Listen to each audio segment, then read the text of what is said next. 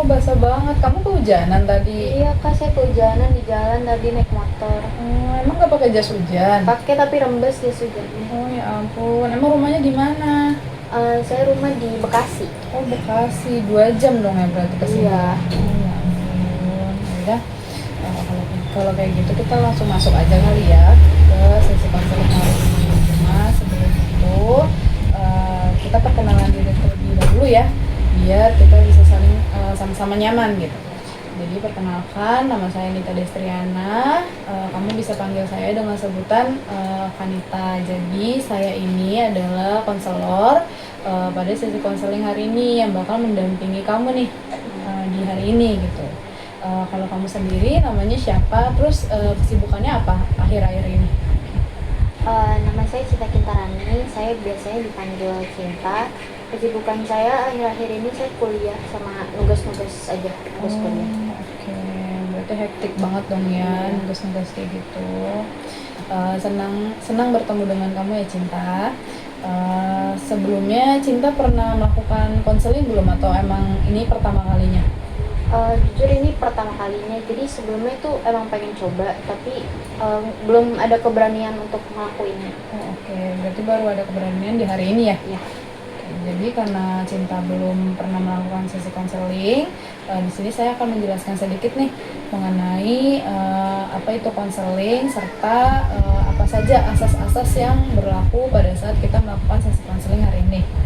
Jadi konseling itu adalah proses bantuan yang dimana saya sebagai konselor membantu kamu memahami masalah kamu, mengelola emosi, serta menemukan cara untuk kamu menghadapi situasi dengan lebih efektif. Nah, di dalam sesi konseling ini kita memegang beberapa asas penting nih. Yang pertama itu ada asas kerahasiaan. Nah, di asas kerahasiaan ini Cinta nggak perlu khawatir ya kalau semisal takut ceritanya bakal kesebar atau bakal saya bagi kepada pihak lain tanpa izin Cinta gitu. Jadi Cinta bisa cerita senyamannya Cinta aja gitu tanpa harus ngerasa khawatir ataupun takut. Terus yang kedua itu ada asas keterbukaan. Nah di sini saya berharap Cinta mau nih secara apa ya, secara mandiri untuk terbuka sama saya terhadap masalah yang Cinta hadapi gitu tanpa ada paksaan apapun ya. Terus yang ketiga itu ada asas kegiatan. Nah di asas kegiatan ini kita akan melakukan aktivitas atau latihan tertentu yang bisa ngebantu kamu untuk menghadapi masalah yang kamu hadapin. Dari penjelasan tadi apa bisa dipahami? Bisa kak. Oke, berarti sudah bisa dipahami ya penjelasan mengenai apa itu konseling serta asas-asas yang tadi sudah saya jelaskan. Ya kak.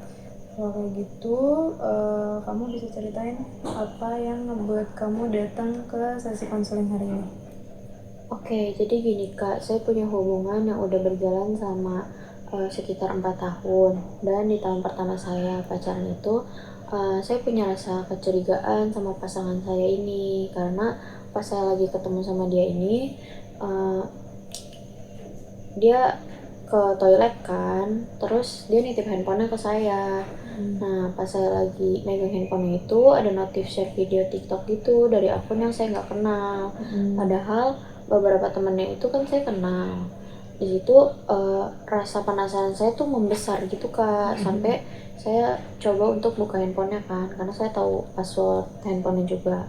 Ternyata pas saya lihat isinya itu kayak share-sharean video. Terus karena saya makin penasaran lagi, saya coba cari tahu nama akun itu di WhatsApp. Ternyata ada tuh kontaknya, tapi isi room chatnya itu kosong. Saya sebenarnya nggak ambil pusing di situ pada saat itu, karena saya juga nggak punya bukti yang valid. Nah, tapi pas saya tanya ke dia sedikit, pas dia habis balik dari toilet itu, saya bingung dong mau bersikap kayak gimana. Akhirnya saya coba untuk tanya kan ke dia, tapi dia malah ngalihin topik gitu kak. Oke. Terus abis itu ada kejanggalan lain nggak yang membuat kamu jadi makin yakin nih kalau pasangan kamu tuh kayak benar-benar selingkuh gitu? Sebenarnya ada sih kak, karena di tahun selanjutnya itu saya kan nggak tahu kenapa tiba-tiba tuh saya ada kayak feeling gitu untuk mau ngebuka Google Drive-nya dia. Karena saya tahu dia tuh orangnya kan suka nyimpan kayak hal-hal penting gitu, kayak tugas-tugasnya dia, video-video saya, foto-foto saya juga kadang dia nggak simpannya di galeri tapi di Google Drive gitu. Jadi saya coba untuk buka Google Drive, terus saya baru nemuin bukti foto sama video sama orang lain gitu, dia sama orang lain gitu Kak. Terus ini bikin saya jadi ngerasa kayaknya ini jawaban dari masalah kemarin deh. Terus di situ saya kecewa banget sama dia sampai saya jadi ngerasa nggak percaya diri juga. Saya paham banget sama apa yang kamu rasain. Nah, kan pas kamu nemuin bukti share video TikTok itu, kan kamu udah coba tuh buat komunikasiin sama dia. Setelah kamu udah nemuin bukti yang lebih kuat nih, kamu udah coba buat komunikasiin lagi belum? Sebenarnya udah sih Kak, tapi by chat gitu karena pas saya lihat bukti foto dan videonya itu saya bener-bener kayak nge-freeze banget, nggak bisa mikir jernih lah pokoknya. Terus di situ saya juga agak debat gitu sama dia soal foto sama video yang saya lihat itu di chat, tapi saya ngerasa nggak nemuin kayak titik terang gitu Kak, karena jawaban yang dia kasih itu kayak kurang memuaskan buat saya, dan dia selalu bilang tuh kayak cuma hilaf gitu. Bahkan sampai teman-teman saya itu juga sempat nanyain ke dia, kan ada beberapa teman saya teman dia juga kan, terus nanyain ke dia kenapa kok ngelakuin itu, terus jawabannya tuh kayak selalu sama terus, bilangnya selalu hilaf doang. Jujur saya juga agak nggak expect gitu ya Kak kalau dia kayak gitu ke saya. Saya prihatin banget sih sama apa yang kamu alamin. Jujur, diselingkuhin itu tuh pengalaman yang emang sangat menyakitkan gitu, dan susah buat dimaafin. Oh iya, kan kamu bilang tuh tadi di awal kalau kamu tuh pacaran sama dia emang udah 4 tahun ya? Sebelumnya kamu emang kenal dia di mana? Ya udah 4 tahun Kak. Saya kenal dia tuh dulu karena saya pernah satu SMP kan sama dia.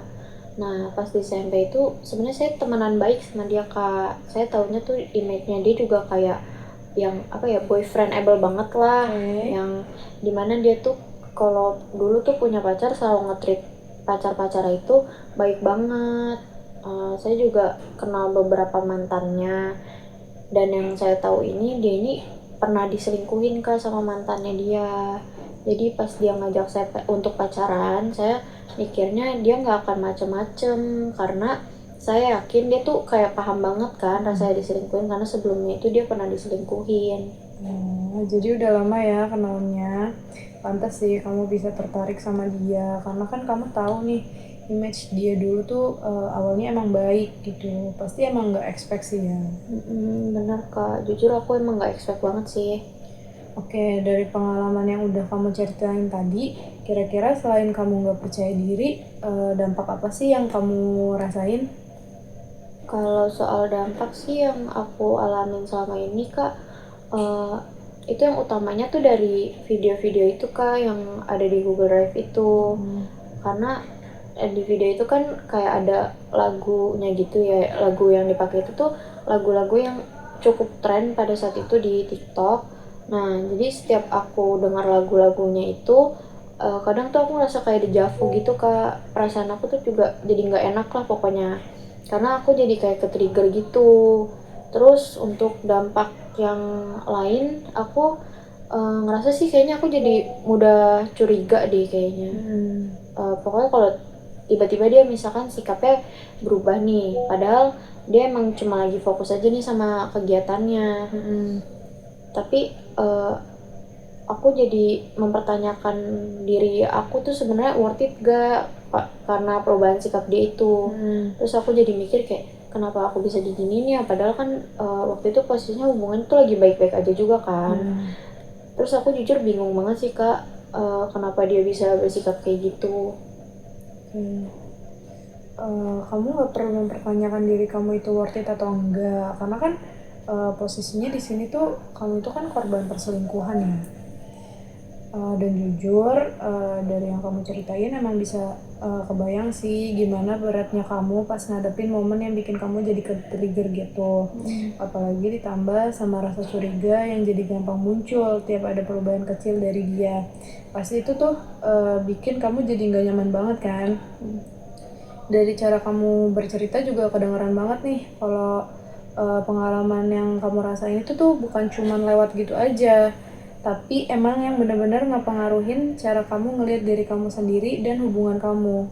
Terus dari semua yang udah kamu ceritain nih, kira-kira bagian mana sih yang paling kamu rasa kayak itu nyangkut banget gitu di hati kamu sampai sekarang? Mungkin lebih ke bagian aku yang terus sibuk cari alasan kenapa semuanya bisa kayak gini sih kak. Sampai sekarang tuh aku kadang masih cari jawaban kayak, padahal sebenarnya aku tuh aku tuh tahu kalau jawabannya tuh emang nggak ada pasti kan dari semua yang terjadi ini, karena kan dia jawabnya juga selalu karena hilaf. Jadi aku kayak, aku nyari apa lagi sebenarnya.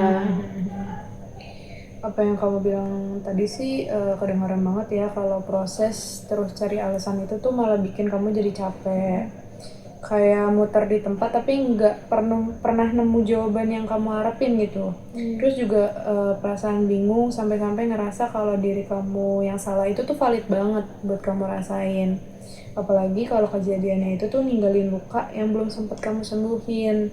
Terus juga dari semua yang kamu ceritain, saya lihat kamu tuh sebenarnya juga lagi berusaha banget nih buat mengerti diri kamu sendiri, yang dimana itu tuh merupakan hal yang sangat penting dan dan saya sangat mengapresiasi itu. Nah, di sini saya mau kasih beberapa tips nih yang mungkin emang bisa ngebantu kamu pelan-pelan buat lepas dari rasa yang bikin kamu berat ini. Yang pertama itu, saya minta kamu buat cukup sampai di sini mempertanyakan nilai diri kamu. Karena respon atau reaksi orang lain itu tuh udah bukan kendali kita lagi gitu, tapi itu tuh udah di luar kendali diri kamu. Dan jangan kamu ambil porsi yang emang sebenarnya tuh udah bukan milik kamu lagi gitu. Terus abis itu yang kedua, berhenti buat cari jawaban dari masa lalu yang emang udah gak berubah. Kamu bisa mulai fokus sama apa yang udah kamu butuhin buat diri kamu yang sekarang.